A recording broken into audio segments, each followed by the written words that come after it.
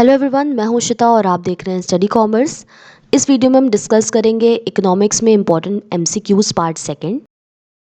आप हमारे लेक्चर्स के फ्री पीडीएफ डाउनलोड कर सकते हैं। इसके लिए आप हमें टेलीग्राम पर ज्वाइन कर सकते हैं, जिसकी डिटेल्स आपको डिस्क्रिप्शन बॉक्स में मिल जाएगी, या फिर आप इस क्यूआर कोड को स्कैन करके भी हमें ज्वाइन कर सकते हैं।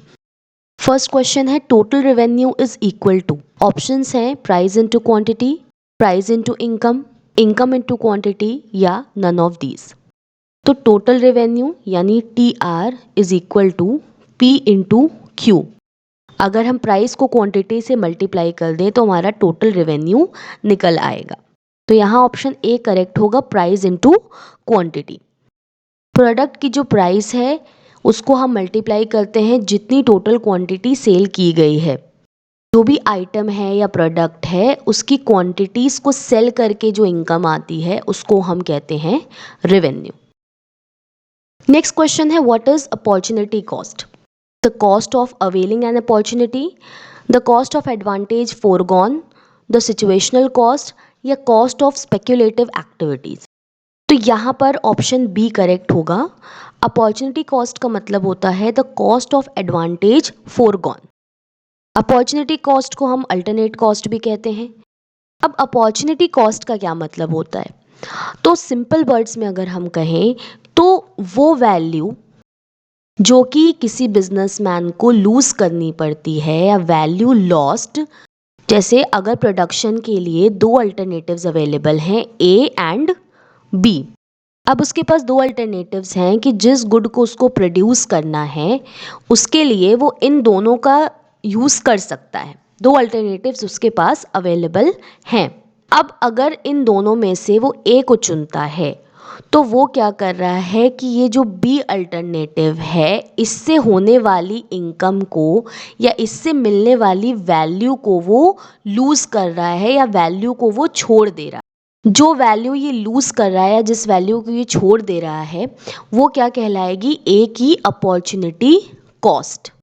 यानी जब दो अल्टरनेटिव्स में से कोई एक अल्टरनेटिव चूज़ किया जाता है तो हम क्या कर रहे हैं? दूसरे अल्टरनेटिव से मिलने वाली वैल्यू या प्रॉफिट को लूज़ कर रहे हैं या छोड़ दे रहे हैं। तो वो जो वैल्यू हम छोड़ दे रहे हैं, जिस अल्टरनेटिव को हम चूज़ करते हैं, वो उसकी अपॉर्चुनिटी कॉस्ट कहलाती है। नेक्स्ट क्वेश्चन है, the idea of commodity differentiation is related to which market? Perfect competition, bilateral monopoly, monopolistic competition, या मोनोपोली। तो the idea of commodity differentiation ये रिलेटेड है मोनोपोलिस्टिक कंपटीशन मार्केट से। तो यहाँ पर ऑप्शन सी करेक्ट होगा, मोनोपोलिस्टिक कंपटीशन। कमोडिटी डिफरेंशिएशन को हम प्रोडक्ट डिफरेंशिएशन भी बोलते हैं। मोनोपोलिस्टिक कंपटीशन मार्केट वो मार्केट होता है जो कि मोनोपोली और परफेक्ट कंपटीशन का मिक्सचर होता है, यानी इन दोनों के एलिमेंट्स आपको इसमें देखने को मिलते हैं। लार्ज नंबर ऑफ सेलर्स होते हैं, free entry free exit of the firms होती है, लेकिन यहाँ पर प्रोडक्ट डिफरेंशिएशन देखने को मिलता है। दैट मीन्स कि जो मोनोपोलिस्टिक फर्म होती है इसमें जो प्रोडक्ट्स होते हैं वो क्या होते हैं? आइडेंटिकल नहीं होते हैं, आइडेंटिकल या सिमिलर नहीं होते हैं टोटली। ये क्या होते हैं? डिफरेंशिएटेड होते हैं। मोनोपोलिस्टिक कंपटीशन में जो प्रोडक्ट होते हैं वो आइडेंटिकल या होमोजीनियस ना होकर के बल्कि क्या होते हैं? डिफरेंशिएटेड होते हैं। दैट मीन्स कुछ ग्राउंड्स पर ये एक जैसे हो सकते हैं बट कुछ ना कुछ इसमें डिफरेंस आपको देखने को मिलता है, जो कि हर प्रोडक्ट को यूनिक बनाता है, या हर प्रोडक्ट को, एक फर्म के प्रोडक्ट को दूसरे फर्म के प्रोडक्ट से अलग बनाता है।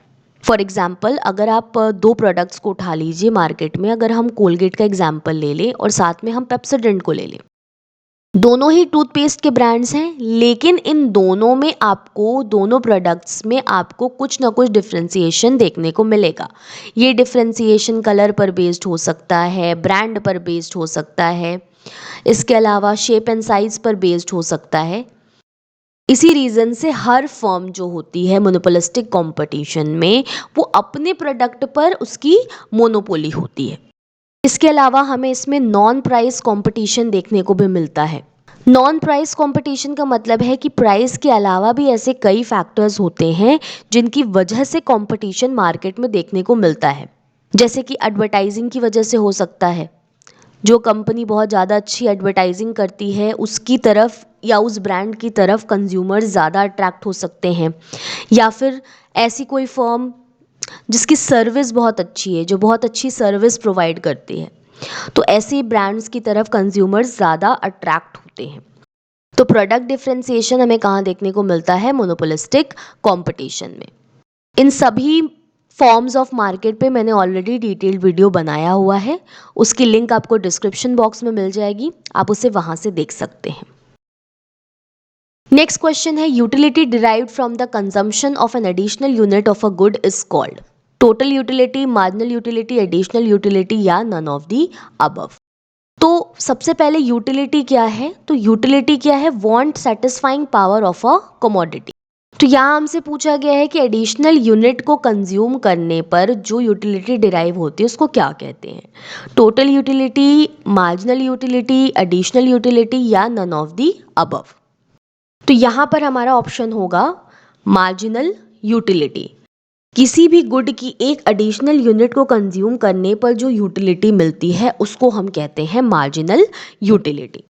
मार्जिनल यूटिलिटी का फॉर्मूला होता है TUN माइनस TUN-1। मान लीजिए कोई प्रोडक्ट है, प्रोडक्ट ए, पहली यूनिट पर मार्जिनल यूटिलिटी मान लीजिए 50 है, टोटल यूटिलिटी भी 50 है। जब सेकेंड यूनिट्स कंज्यूम की जा रही है तो उस समय क्या हो गया? आपका मार्जिनल यूटिलिटी मान लीजिए 40 है और टोटल यूटिलिटी 90 है। पहले टोटल यूटिलिटी कितना था? 50 था। अब टोटल यूटिलिटी क्या हो गया? 90 हो गया।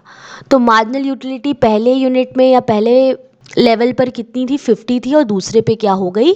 40 हो गई। मार्जिनल यूटिलिटी क्या? Utility derived from the consumption of additional unit of a good. तो अगर हम टोटल यूटिलिटी की बात करें तो मान लीजिए टोटल यूटिलिटी ये आपका हो गया n और ये आपका लेवल हो गया n-1। तो टोटल यूटिलिटी n कितना है? 90 है और n-1 यानी उसकी ठीक पहले वाली कितनी टोटल यूटिलिटी है? 50 है। तो 90 - 50 आप करेंगे तो आएगा 40। ये 40 क्या है? आपकी मार्जिनल यूटिलिटी है। यानी कि एक एक्स्ट्रा यूनिट को कंज्यूम करने पर कितनी एडिशनल यूटिलिटी मिल रही है उसको हम मार्जिनल यूटिलिटी बोलते हैं। और अगर हम इसके आगे बढ़े, मान लीजिए 90 के बाद 110 है टोटल यूटिलिटी, तो मार्जिनल यूटिलिटी यहाँ पर क्या हो जाएगी? 110 माइनस 90, ये हो गया 20। ये आपकी क्या हो गई? Marginal utility. दैट मीन्स अब अगर एक एक्स्ट्रा यूनिट कंज्यूम की गई यानी तीसरी यूनिट कंज्यूम की गई तो मार्जिनल यूटिलिटी क्या होगी? तो टोटल यूटिलिटी यहाँ पर 110 है, उसमें से हम 90 जो कि ठीक पहले की टोटल यूटिलिटी थी जो दूसरी यूनिट को कंज्यूम करने पे मिल रही थी, उसको हम माइनस कर देंगे तो हमारी मार्जिनल यूटिलिटी आ जाएगी। और टोटल यूटिलिटी क्या है? तो टोटल यूटिलिटी एग्रीगेट है of marginal utility. That means पहले लेवल पर 50 है, दूसरे लेवल पर मार्जिनल यूटिलिटी देखिए क्या है? 40 हो गई, तो 50 + 40 आप करेंगे तो 90 आएगी। नेक्स्ट क्वेश्चन देख लेते हैं। नेक्स्ट क्वेश्चन है, in which form of market structure a firm has a very large degree of control over fixation of price of a product? पहला है मोनोपोली, दूसरा है परफेक्ट कॉम्पिटिशन, थर्ड है मोनोपोलिस्टिक कॉम्पिटिशन और फोर्थ है oligopoly. तो सबसे ज़्यादा कंट्रोल प्राइस की फिक्सेशन पर होता है मोनोपोली में, तो ऑप्शन ए यहाँ करेक्ट होगा। मोनोपोली एक ऐसा मार्केट है जहाँ पर प्राइस फिक्सेशन पे सबसे ज़्यादा कंट्रोल होता है। मोनोपोली का मतलब क्या है? यहाँ पर क्या है? एक सिंगल सेलर है, एक सिंगल सेलर है और लार्ज नंबर ऑफ बायर्स हैं। तो यहाँ पर जो प्रोडक्ट होता है उसका कोई और सेलर नहीं है।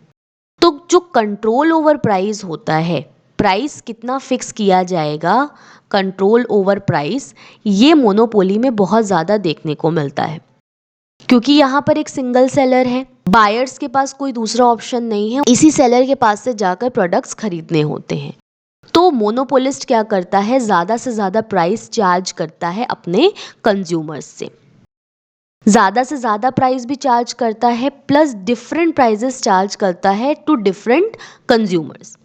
क्योंकि ये यहाँ पे एक सिंगल पर्सन, एक सिंगल सेलर है, तो हाई प्राइजेस भी चार्ज करता है प्लस डिफरेंट प्राइजेस चार्ज करता है, different prices to different consumers monopolist charge करता है। यहाँ पर कंट्रोल ओवर प्राइस सबसे ज़्यादा देखने को आपको मिलता है मोनोपोली के अंडर। नेक्स्ट क्वेश्चन देख लेते हैं, which of the following refers to perfect competition. पहला, there are restriction on buyers and sellers. Next है, there are no restriction on movement of goods. Third है, there are no restriction on factors of production. तो यहाँ पर जो various options दिए गए हैं, यहाँ पर ऑप्शन बी करेक्ट होगा, only second and third. Perfect competition क्या है? परफेक्ट कंपटीशन ऐसा मार्केट है जहाँ पर आपको large number of buyers and sellers मिलते हैं। That means buyers and sellers पे कोई रिस्ट्रिक्शन आपको देखने को नहीं मिलता है। बहुत सारे बायर्स होते हैं और बहुत सारे सेलर्स होते हैं। और यहाँ पर जो प्राइस होता है वो कौन डिटरमाइन करता है? प्राइस इंडस्ट्री डिटरमाइन करती है। Price is determined by industry, इसीलिए इंडस्ट्री को यहाँ कहते हैं प्राइस मेकर, फर्म्स को कहते हैं प्राइस टेकर। फर्म्स को यहाँ बोला जाता है प्राइस टेकर और इंडस्ट्री को बोला जाता है प्राइस मेकर। यानी इंडस्ट्री प्राइस डिसाइड करती है और जितने भी फर्म्स होते हैं वो जितनी चाहें उतनी क्वांटिटी सेल कर सकते हैं, बट प्राइस क्या होगा? सेम रहेगा, प्राइस चेंज नहीं होगा। तो अगर हम इसके फीचर्स की बात करें तो आपको यहाँ पर large number of buyers and sellers मिलेंगे, no restriction on entry and exit of firms मिलेगी, फर्म्स के भी एंट्री और एग्जिट पर कोई रिस्ट्रिक्शन नहीं होता है। इसके अलावा मूवमेंट ऑफ गुड्स, गुड्स के मूवमेंट पर भी कोई रिस्ट्रिक्शन नहीं होता है, और फैक्टर्स ऑफ प्रोडक्शन के मूवमेंट पर भी कोई रिस्ट्रिक्शन नहीं होता है। जो भी फैक्टर्स ऑफ प्रोडक्शन है, फॉर एग्जांपल अगर लेबर है, जिधर वो फैक्टर ऑफ प्रोडक्शन जाना चाहता है, जिस इंडस्ट्री में जाना चाहता है वो जा सकता है, कहीं भी उस पर कोई रिस्ट्रिक्शन नहीं होता है। प्लस होमोजीनियस प्रोडक्ट्स होते हैं, यानी जितने भी प्रोडक्ट्स होते हैं वो एक दूसरे के परफेक्ट सब्स्टिट्यूट्स होते हैं, एक जैसे होते हैं। तो यहाँ पर दोनों ऑप्शन जो सेकेंड और थर्ड है वो सही दिया है कि फैक्टर ऑफ प्रोडक्शन और गुड्स के मूवमेंट, इन दोनों पे कोई रिस्ट्रिक्शन नहीं होता है। इसके अलावा बायर्स एंड सेलर्स भी लार्ज नंबर में होते हैं, उनमें भी कोई रिस्ट्रिक्शन नहीं होता है। तो इसलिए यहाँ पर जो पहला वाला दिया था ऑप्शन वो गलत है। तो only second and third are correct. Next question है, life expectancy term is used for standard of living, poverty, income या एज। तो यहाँ पर ऑप्शन डी करेक्ट होगा। लाइफ एक्सपेक्टेंसी जो टर्म है ये यूज किया जाता है फॉर एज। लाइफ एक्सपेक्टेंसी का मतलब है कि कितनी एज तक या for how many years a person can live. एक पर्सन कितने वर्षों तक, कितने साल के लिए जी सकता है, ये उसकी लाइफ एक्सपेक्टेंसी होती है, यानी total life span of a person. एक व्यक्ति की या एक पर्सन की कितनी टोटल लाइफ स्पैन होती है उसको हम कहते हैं लाइफ एक्सपेक्टेंसी। इंडिया में जो करंट लाइफ एक्सपेक्टेंसी है वो है 70.42 ईयर्स। नेक्स्ट क्वेश्चन है, according to Malthus population grows arithmetically, geometrically, at constant rate या नन ऑफ दीज। तो the theory of population is given by Malthus. तो जो माल्थस हैं इन्होंने अपनी बुक प्रिंसिपल्स ऑफ पॉपुलेशन, इसमें पॉपुलेशन ग्रोथ के बारे में एक्सप्लेन किया है। इन्होंने बताया है कि जो फूड ग्रेन्स हैं ये ग्रो करते हैं अरिथमेटिकली, जबकि जो पॉपुलेशन है वो ग्रो करती है ज्योमेट्रिकली। इन्होंने कंपैरिजन किया है फूड ग्रेन्स और पॉपुलेशन में, यानी इन्होंने जो बेस लिया है वो लिया है फूड ग्रेन्स और पॉपुलेशन को। तो इन्होंने बताया कि जो फूड ग्रेन्स होती हैं वो अरिथमेटिकली इंक्रीज करती हैं, यानी एक नॉर्मल रेट पर इंक्रीज करती हैं, जबकि जो पॉपुलेशन है वो क्या करती है, तेज़ी से बढ़ती है, और हर 25 साल में पॉपुलेशन हर 25 ईयर्स में अपने आप को डबल कर लेती है। यानी पॉपुलेशन क्या हो रही है, वो बहुत तेज़ी से बढ़ रही है। ये इन्होंने अपनी थियोरी में बताया है। तो पॉपुलेशन जो है वो फूड ग्रेन्स के कंपैरिजन में ज़्यादा तेज़ी से बढ़ती है। यानी फूड ग्रेन्स अगर अरिथमेटिकली इंक्रीज करते हैं तो जैसे 1, 2, 3, 4, 5, 6 एंड सो ऑन। इस तरीके से क्या हो रही है, फूड ग्रेन्स इंक्रीज कर रही हैं, जबकि जो पॉपुलेशन है वो क्या करती है, ज्योमेट्रिकली इंक्रीज करती है। 1 2 4 6 8 16 एंड सो ऑन। यानी फूड ग्रेन्स के कंपैरिजन में जो पॉपुलेशन है वो तेजी से बढ़ती है, ये इन्होंने अपनी थियोरी में बताया है। इसी रीजन से फूड ग्रेन्स और पॉपुलेशन के बीच में हमेशा इम्बैलेंस देखने को मिलता है। थियरीज ऑफ पॉपुलेशन पर मैंने ऑलरेडी वीडियो बनाया हुआ है, तो डिटेल्ड एक्सप्लेनेशन आप आई बटन पर क्लिक करके देख सकते हैं। तो माल्थस के हिसाब से पॉपुलेशन कैसे ग्रो करती है, ज्योमेट्रिकली। ऑप्शन यहाँ पर करेक्ट होगा सेकंड। और यहीं अगर पूछा जाए कि फूड ग्रेन्स कैसे इंक्रीज करता है, तो फूड ग्रेन्स इंक्रीज करता है अरिथमेटिकली। नेक्स्ट क्वेश्चन देख लेते हैं। Who said the problem of population is not only with size but with efficient production and equitable distribution? तो ये स्टेटमेंट दिया है प्रोफेसर सेलिगमैन ने, तो यहां पर ऑप्शन सी करेक्ट होगा। नेक्स्ट क्वेश्चन है, economic liberalism started in India. Options हैं, by substantial changes in licensing policy, by removing procedural hurdles for FDI, by significantly reducing the import tax rates, या फिर all the above. तो यहाँ पर option D correct होगा, all the above. Liberalisation के लिए licensing policy में भी चेंजेस किए गए। किसी बिजनेस को स्टार्ट करने के लिए पहले जो बहुत ज़्यादा लाइसेंस लेने में प्रॉब्लम्स होती थी उनको रिड्यूस किया गया। इसके अलावा foreign direct investment, that means बाहर की जो कंपनीज़ हैं, जो विदेशी कंपनीज़ हैं, जो फॉरेन कंपनीज़ हैं, वो भी इन्वेस्टमेंट कर सकती हैं। इसके लिए जो प्रोसीजर्स थे एफडीआई के पहले बहुत डिफ़िकल्ट थे, बट उसको रिड्यूस किया गया ताकि फॉरेन डायरेक्ट इन्वेस्टमेंट भी इंडिया में किया जा सके। इसके अलावा रिड्यूसिंग इम्पोर्ट टैक्स रेट्स, पहले इंपोर्ट करने पर बहुत ज़्यादा टैक्स लगाए जाते थे, बट लिबरलाइजेशन के लिए इन टैक्स रेट्स को भी रिड्यूस किया गया। इकोनॉमिक लिबरलिज्म कैसे आया, through new economic policy in the year 1991, जिसको हम एलपीजी पॉलिसी भी कहते हैं। तो आज की इस वीडियो में हमने देखा important MCQs in economics part second. Hopefully ये चीज़ें आपको समझ में आई होंगी। Thank you.